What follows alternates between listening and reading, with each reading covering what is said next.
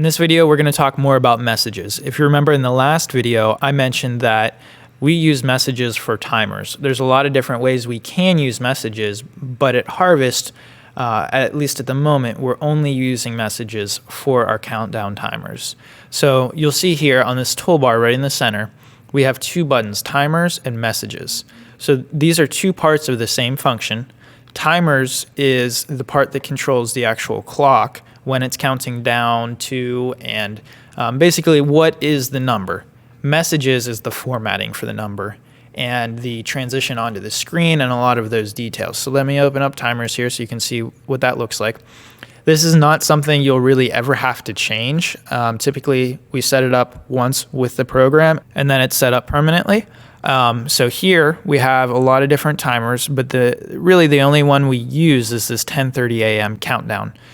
So a lot of controls here, none of them for a countdown are really anything you need to know, but you're welcome to tinker around with it and figure out what it does. Just make sure you know how to undo anything you change. We also have a 5-minute countdown here. If you click on the drop-down menu right here, you can see the different options. Countdown timer, countdown to time, elapsed time. This is just 5 minutes, set to 5 minutes. So it's a countdown timer set to 5 minutes. And this is countdown to time. So that runs a clock that counts down until 10:30 a.m., which is the time that the Indiana service starts. So again, we don't really need to mess with any of this, just so that you know it's there. And then the messages is the window where you might actually need to go depending on which campus you're at. Pretty much the rule is if your campus only has one service, then the messages are going to be linked to your pre-service.